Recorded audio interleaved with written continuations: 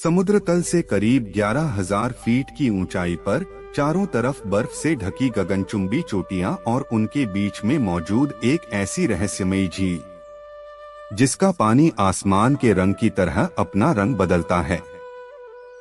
जी हाँ, हम बात कर रहे हैं बाबा अमरनाथ यात्रा के सबसे खूबसूरत और पवित्र पड़ावों में से एक शेषनाग झील की। कहते हैं कि आज भी इस झील की गहराइयों में साक्षात भगवान शेषनाग निवास करते हैं। लेकिन शिवजी की इस पावन कथा में शेषनाग झील का क्या महत्व है और क्यों अमरनाथ जाने वाले हर यात्री की थकान यहाँ आकर गायब हो जाती है? चलिए आज की इस वीडियो में जानते हैं शेषनाग झील के वो रहस्य और जरूरी बातें जो आपको हैरान कर देंगी। शुरुआत करते हैं उस अमर कथा से जिससे इस झील का नाम जुड़ा है।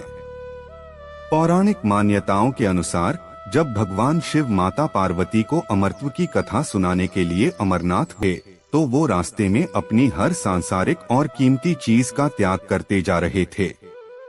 कथा सुनाने से पहले शिवजी चाहते थे कि कोई भी तीसरा जीव इस रहस्य को न सुन पाए।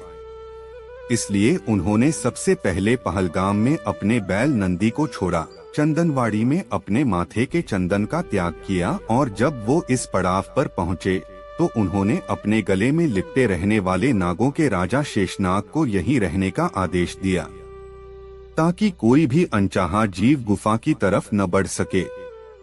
माना जाता है कि भगवान शिव के आदेश पर शेषनाग जी ने खुद को इस झील के रूप में परिवर्तित कर लिया और आज भी वो यहीं रहकर अमरनाथ गुफा की रक्षा करते हैं। शेषनाग झील सिर्फ धार्मिक रूप से ही नहीं बल्कि अपनी प्राकृतिक बनावट के लिए भी दुनिया भर में मशहूर है। यह झील लगभग 1.25 किलोमीटर की लंबाई में फैली हुई है। इस झील की सबसे खास बात जानते हैं क्या है? इसके ठीक पीछे दिखने वाली 7 पहाड़ियां।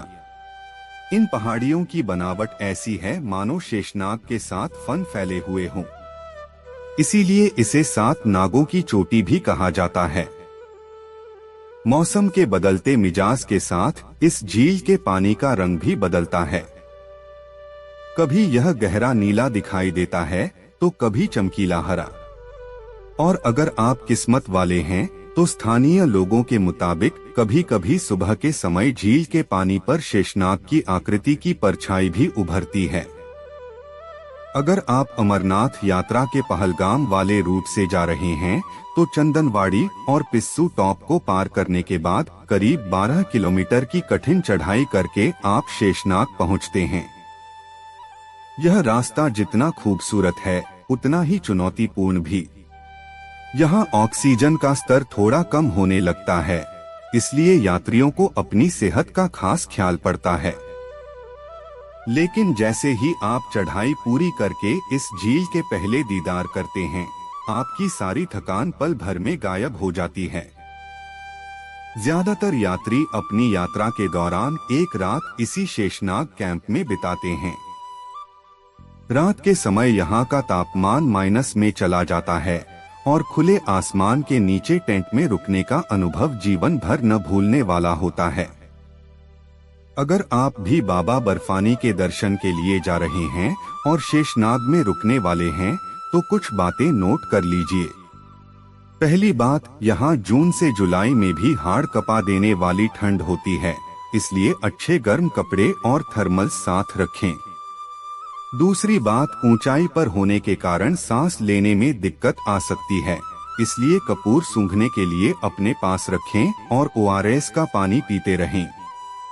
और सबसे जरूरी बात, यह झील बेहद पवित्र है, इसलिए यहाँ किसी भी तरह का प्लास्टिक या कचरा न फैलाएं। शेषनाग झील इंसानी दुनिया से दूर अध्यात्म और कुदरत का एक ऐसा अनूठा संगम है जिसे हर किसी को जीवन में एक बार जरूर देखना चाहिए। क्या आपने कभी अमरनाथ यात्रा की है या आप इस साल जाने का प्लान बना रहे हैं? हमें कमेंट सेक्शन में जरूर बताएं।